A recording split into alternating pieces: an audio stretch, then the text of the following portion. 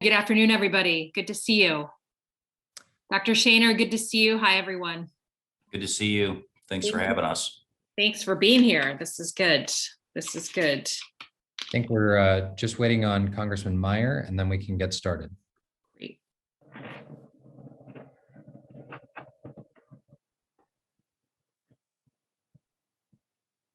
Shane, thanks for joining us on late notice. I appreciate that. No problem, Congresswoman. Thank you very much for the introduction of the bill. This is a great piece of legislation, and as luck would have it, I'll be testifying on the Senate version today at 3. I heard we have my staffer. I have an Air Force fellow on my staff for a year, and she flagged it for me and said, I'm going to be watching. She's going to prep me for my hearing that we have. I guess, is it with you as well? Are you doing the House hearing next week as well? Yes, ma'am. I will be at that one as well. Perfect. Good. Well, we'll be well prepped, but sorry we haven't met formally in person. And same thing with Jared. Very nice to meet you. And I'm sorry that we haven't been in person here. Hope this is ending soon. No, all good. I've much appreciated being a part of this, being able to push this legislation forward.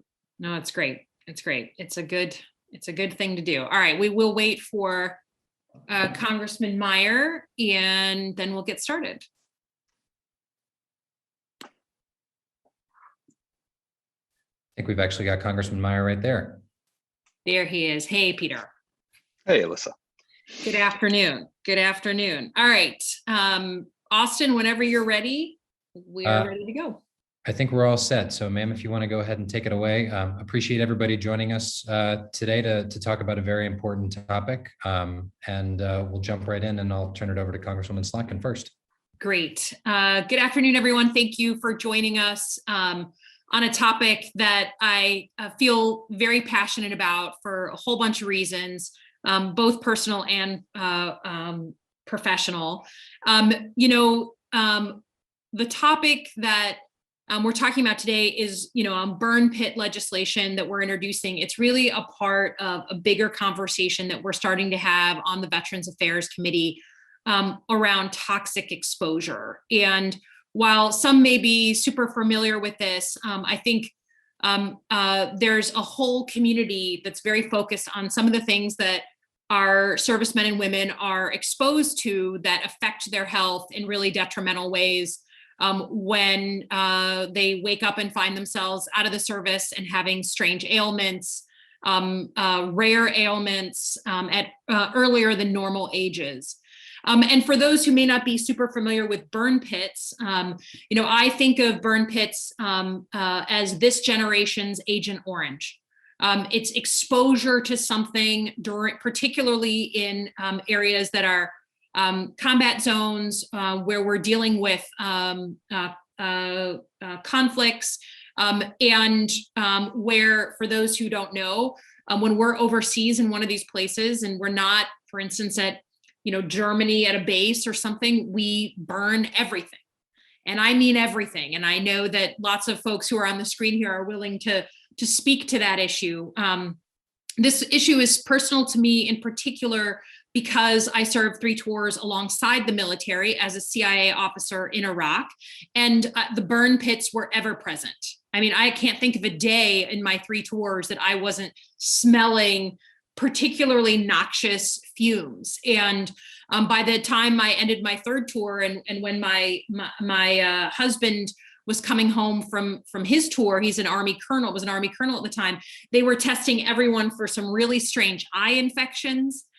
We had a whole rash of strange ailments that by the end of my 3rd tour, they were testing everybody for before you went back home. So this burn pit legislation is part of this larger piece of landmark toxic exposure legislation that we are working on in the Veterans Affairs Committee, and that I had the opportunity to engage VA Secretary McDonough on when he came in front of our committee. And the good news is that the VA knows that they have an issue with toxic exposure, and they're at least willing to work with us on figuring out how to craft that. So just to review the bidding again, a burn pit is basically a designated area on or near a military base where you burn waste. And that means everything from human waste, medical waste, plastics, batteries. I've heard of all kinds of fuels being burned in the burn pits, just literally anything that needs to be disposed of by the US military. The practice is particularly common in places that are war zones, as we said, think Iraq and Afghanistan, but also think places like Somalia, where Dr. Shaner served. It's not exclusive to the big headline makers. It has to do with the austerity of the location and the infrastructure at that location. So smoke from these burn pits literally contain toxins and chemicals, and service members, depending on where you serve and for how long, could be exposed to that 24 hours a day nearly for your entire tour. Many veterans are coming home and experiencing illnesses, sometimes strange and sort of unexpected illnesses because of that exposure, and have critically been unable to access healthcare and benefits from the VA. So that's why earlier this month, Congressman Meijer and I introduced the Veterans Burn Pit Exposure Recognition Act. I had to read that one. So in its most simplistic form, it's going to make it easier for veterans to cut through the red tape that's been complicating this process for a very, very long time. So right now in the VA system, the burden of proof to show that toxic exposure has led to health issues rests on the veteran. It forces the veteran, the very person who's experiencing these health problems, often acute health problems, it forces them to provide evidence that they were exposed while serving. So the bill we've introduced formally concedes that service members in certain locations, literally a list of countries, were exposed to a host of chemicals from toxic burn pits during their time of service, removing that burden of proof from the veteran seeking care. And my understanding is Mr. Learman, who's on the screen with us and has generously agreed to join us, is the originator of the very concept of concession, which is a great asset to us.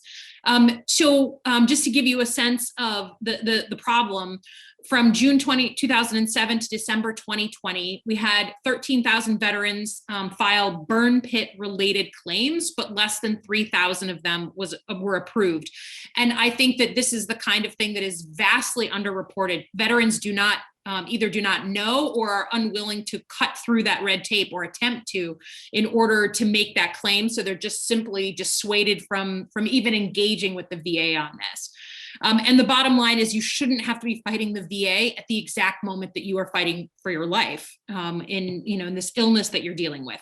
So the bill does not solve the whole problem, but it is an essential first step in simplifying this process and making sure our veterans can get the care that they need. We have some really wonderful guests today who'll be sharing their own stories. And after we hear from Congressman Meijer, we'll turn to them, but they include Dr. Bob Shaner. He's a longtime public educator, former police officer, and for this conversation, most importantly, former Marine who served in Somalia and the Persian Gulf. He's been a tremendous advocate for Mid-Michigan's veterans. And on a personal note, I'm thrilled that Dr. Shaner, because of his engagement on this issue, is going to be my guest tonight at the president's virtual address to Congress. So I'm thrilled to have him here. And I know we also have Mr. Shane Learman, who's a real advocate. I'll let him introduce himself when it comes to it. He is testifying on these issues literally in real time and represents disabled veterans across the country. So let me now turn to Peter Meijer to give his opening comments. Thank you, Elissa. So I represent Michigan's 3rd Congressional District, but before I got into office, I was most recently chairman of the board of Student Veterans of America, and I'm also an Iraq War veteran myself. And as Elissa mentioned, anyone who served overseas understands what burn pits are.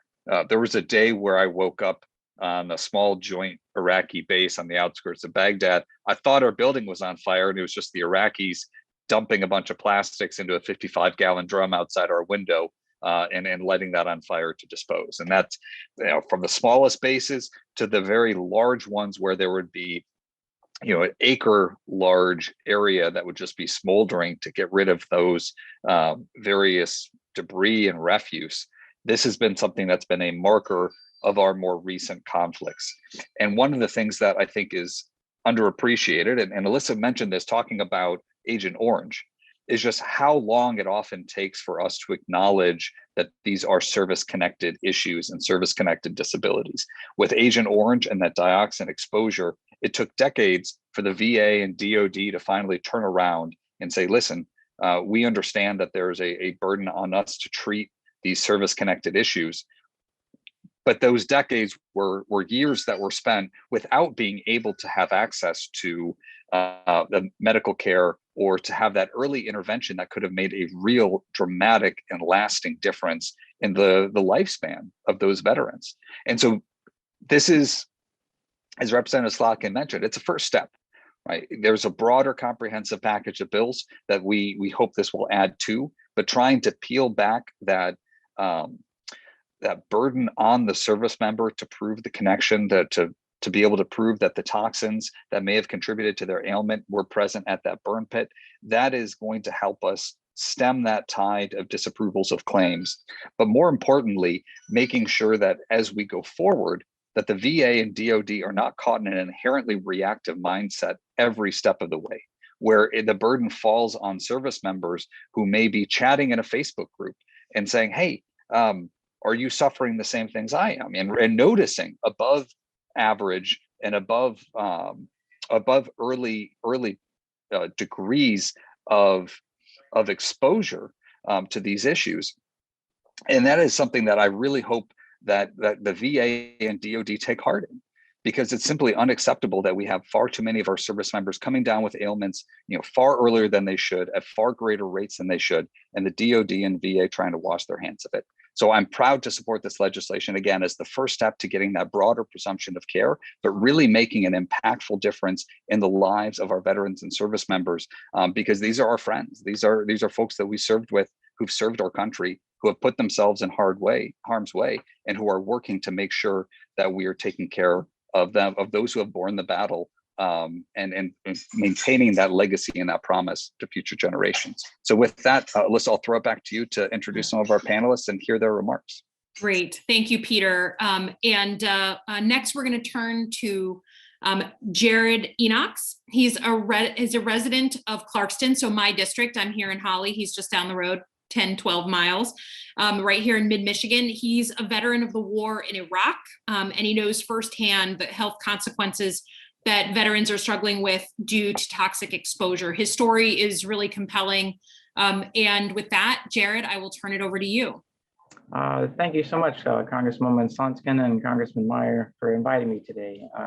My name is Jared Enox. I'm a veteran of the United States Army Reserves for 13 years, residing in Clarkston, as she said.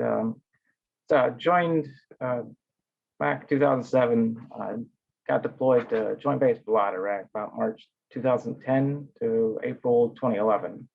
I signed the 298th Support Maintenance Company, the 103rd Expeditionary Support Command under the 25th Field Artillery Regiment.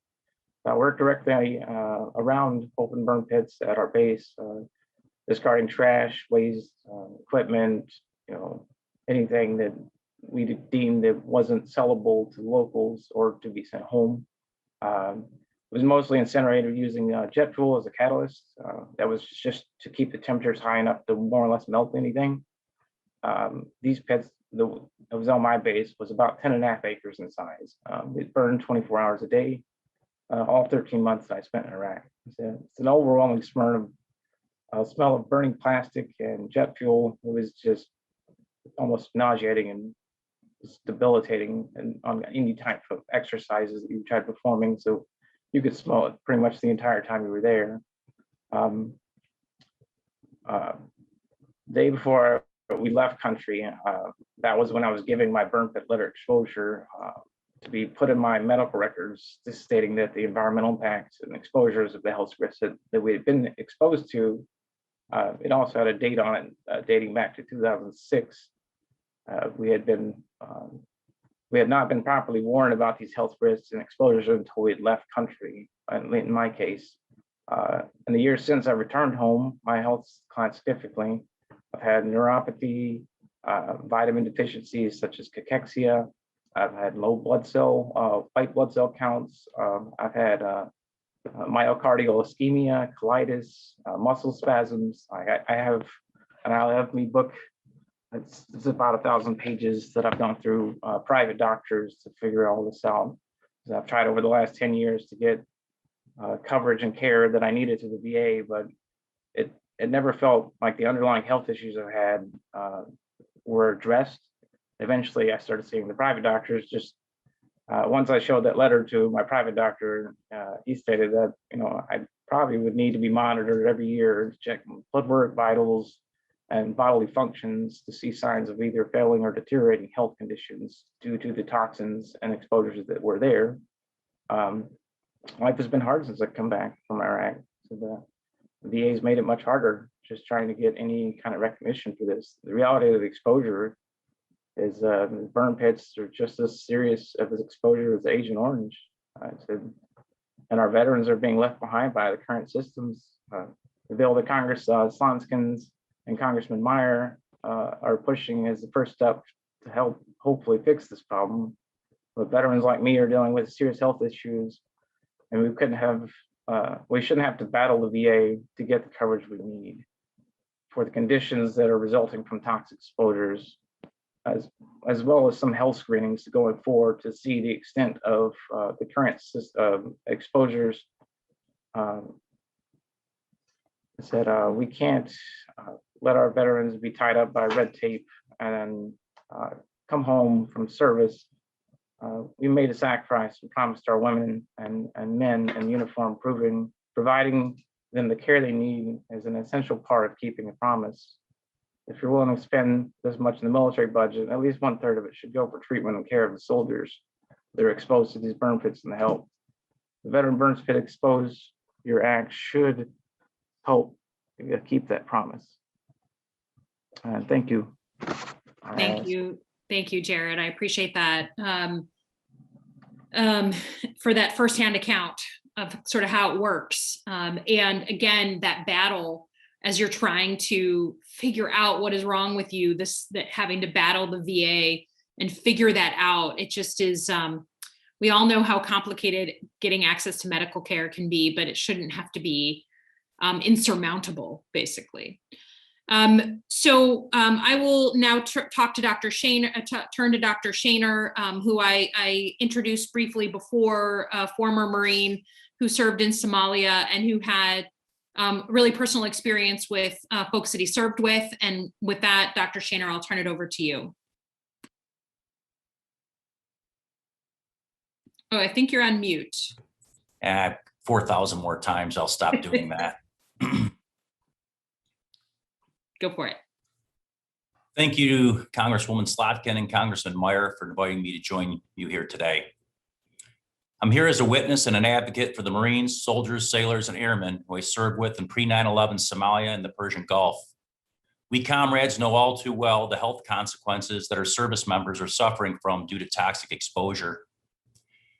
For some of us, like Sergeant Roy Eddington of Lexington, Kentucky, the bill we're advocating for is too late.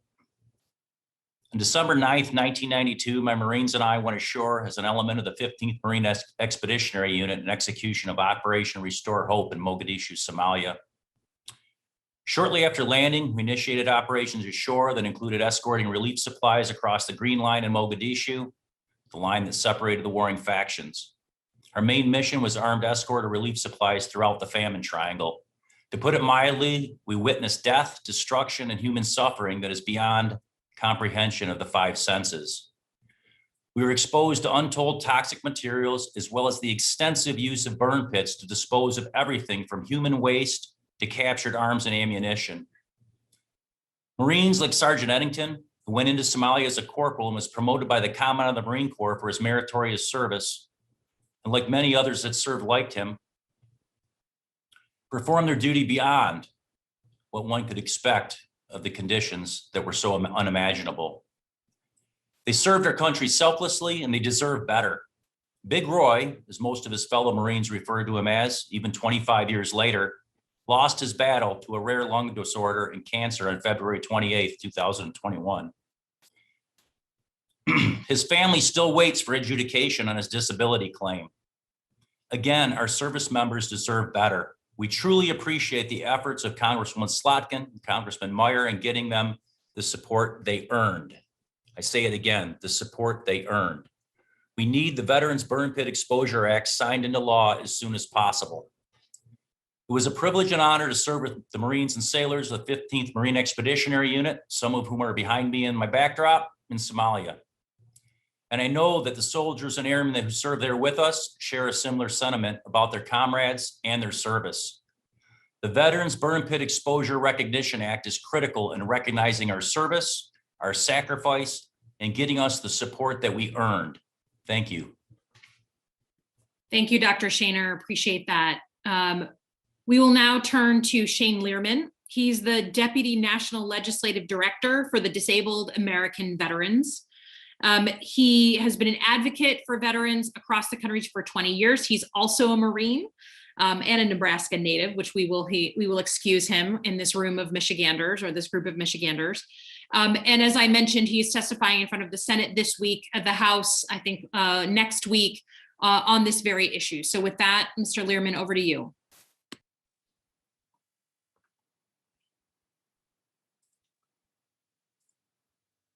Good afternoon. I'm Shane Learman, DAV's Deputy Legislative Director, Marine, DAV lifetime member, and I've been a DAV National Service Officer and advocate for over 23 years for veterans across this country. Our nation has a solemn duty to care for those suffering long-term negative health effects, especially from toxic exposures in open air burn pits during their military service. Yet, VA is currently denying 78% of all burn pit related claims. As a DAV service officer, I have assisted thousands of veterans trying to obtain their benefits due to burn pit exposure as well as other toxins. And one thing is abundantly clear: we need action now.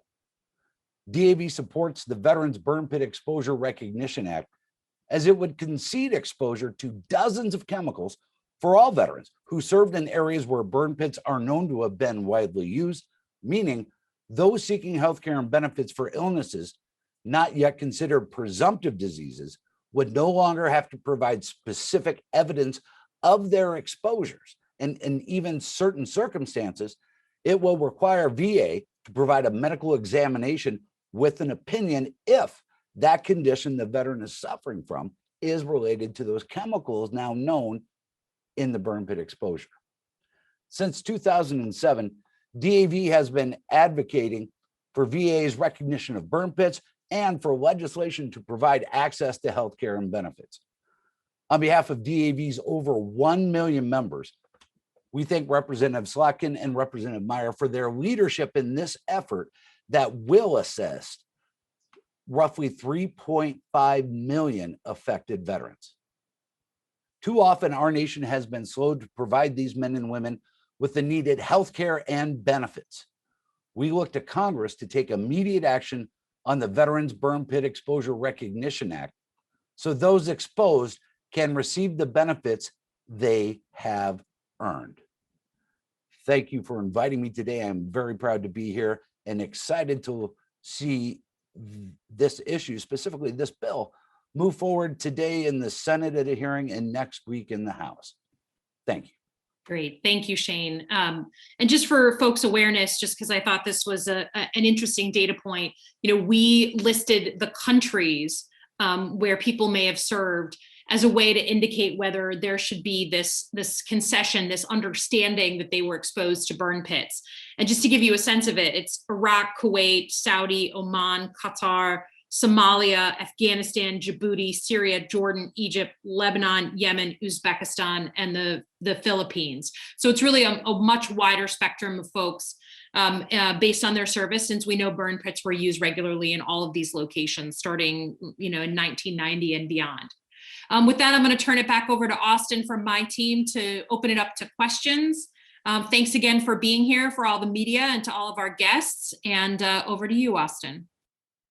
Thank you, Congresswoman. So at this point, if folks have questions, you can use the raise your hand function and we can unmute you to ask.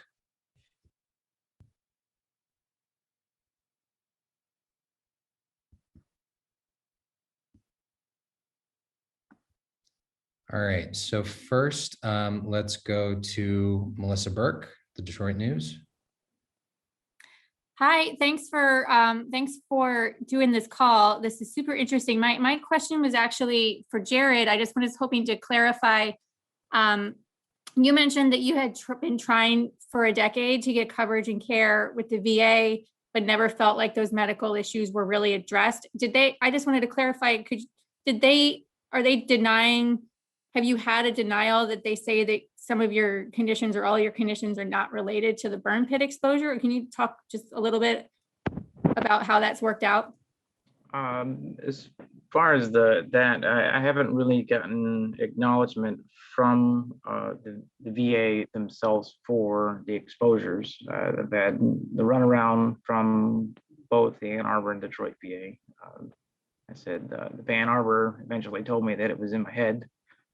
It wasn't until I see private care that I actually started getting correct diagnoses that were showing me what these symptoms could be caused from. And then once I started bringing the letter into the equation, a lot of the doctors started getting connections that these were probably toxics. Thank you. That's helpful. All right, so next we'll go to Leo Shane, the Military Times. Yeah, thanks for doing this call. Congresswoman, Secretary McDonough earlier this week was asked about whether there's going to be some toxic exposure action on his behalf or what he can do. And he seemed to indicate that he's waiting for Congress, that he's encouraging people to keep filing their claims, but they're still reviewing things. You seem more optimistic. Do you feel like you've got a partner in this in VA, or do you feel like they're still dragging their feet on this issue? Well, listen, I mean, there's no way that this is going to be a waving of the wand, or else we would have done it a long time ago. I asked Secretary McDonough this directly in our hearing when he came in front of the committee, and he stated then that he was willing to work with us. And the fact that they're sending senior level witnesses to our hearing next week to discuss this, I think is important. And they need us. They can't do it through unilateral action on their own. Obviously, anyone who's at the head of the VA has to think about a myriad group of veterans. They can't just think about any one issue. But he and I have had both public and private conversations about this. And I know him to be sympathetic.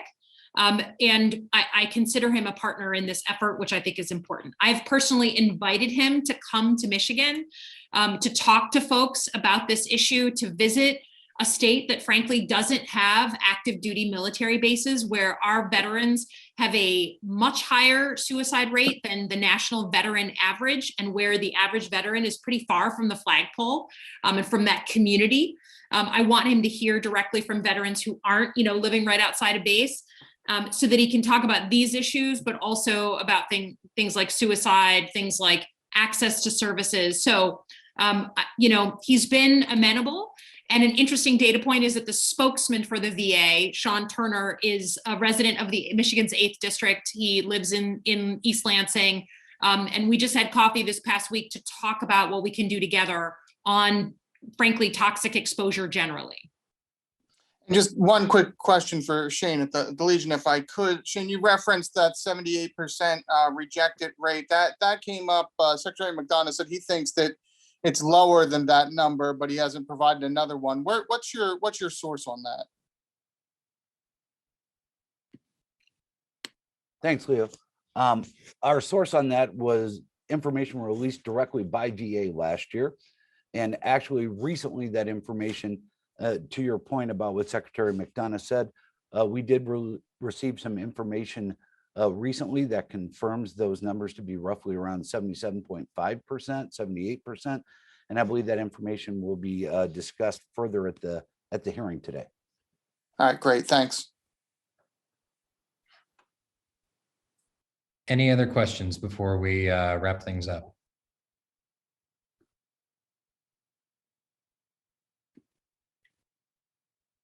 Going once, going twice.